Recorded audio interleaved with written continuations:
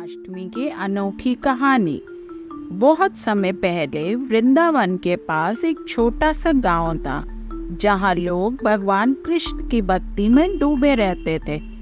गांव के लोग हर साल बड़े धूमधाम से कृष्ण जन्माष्टमी का त्योहार मनाते थे। इस साल भी गांव के मुखिया ने सभी गांव वालों से कहा, हम इस बार जन्माष्टमी पर ऐसा कुछ करेंगे जो पहले कभी नहीं हुआ। हमें कुछ नया सोचना चाहिए जिससे भगवान कृष्ण प्रसन्न हो। गांव के लोग विचार करने लगे कि इस बार क्या विशेष किया जाए। अंत में गांव के एक बुजुर्ग व्यक्ति ने सुझाव दिया, इस बार हम सभी मिलकर गांव के सबसे गरीब घर में जन्माष्टमी मनाएंगे। भगवान कृष्ण का जन्म जेल में हुआ था। कठिन परिस्थितियों में अगर हम उस भावना को अपने दिल में रखते हुए इस उत्सव को मनाएंगे तो निश्चित रूप से भगवान कृष्ण हम पर प्रसन्न होंगे। गांव वालों को यह विचार बहुत पसंद आया। सभी ने तय किया कि इस साल जन्माष्टमी का उत्सव गांव के सबसे गरीब परिवार लल्लू माली के घर में मनाया जाएगा।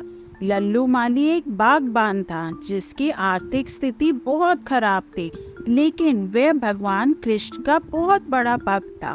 उसने कभी नहीं सोचा था कि उसके घर में ऐसा बड़ा उत्सव होगा। जन्माष्टमी के दिन गांव के सभी लोग अपने अपने घरों से प्रसाद, मिठाइयाँ और फूल लेकर लल्लू माली के घर पहुँचे। गांव के संगीतकार भी अपने वाद्य यंत्र लेकर आए और चारों तरफ भक्ति के गीत गूंजने लगे। लल्लू माली और उसकी पत्नी की आंखों में खुशी के आंसू थे।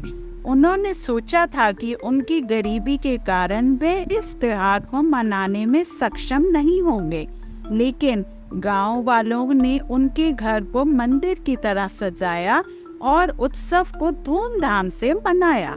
जब आधी रात को भगवान कृष्ण के जन्म का समय आया, तब लल्लू माली की पत्नी ने अपने हाथों से मिट्टी का दीपक जलाया और कृष्ण की मूर्ति के सामने रखा। पूरे गांव ने एक स्वर में जय श्री कृष्ण के नारे लगाए और नाचने गाने लगे। ऐसा लग रहा था जैसे खुद भगवान कृष्ण उस छोटे से घर में जन्म लेने आ गए हों। उस रात गांव में एक अद्भुत घटना घटी। जैसे ही जन्माष्टमी का उत्सव समाप्त हुआ, लल्लू माली के बगीचे में लगे सभी पेड़ पौधे अचानक हरे भरे हो गए और उन पर फूल और फल लगने लगे। यह देखकर गांव वाले हैरान रह गए और उन्होंने इसे भगवान कृष्ण का आशीर्वाद माना। लल्लू माली के बगीचा अब पूरे गांव का सबसे सुंदर बगीचा बन गया था और उसकी आर्थिक स्थिति भी सुधरने लगी। गांव के लोग समझ गए कि इस जन्माष्टमी पर उन्होंने जो भी किया वह भगवान कृष्ण को बहुत पसंद आया। उन्होंने सिखाया कि सच्ची भक्ति और प्रेम में बड़ी शक्ति होती है और जब हम किसी के साथ सच्चे दिल से अच्छा करते हैं तो भगवान भी प्रसन्न होते हैं और हमें आशीर्वाद देते हैं। कहानी की सीख, भगवान को खुश करने के लिए भव्यता की नहीं बल्कि सच्चे दिल और अच्छे कर्मों की आवश्यकता होती है।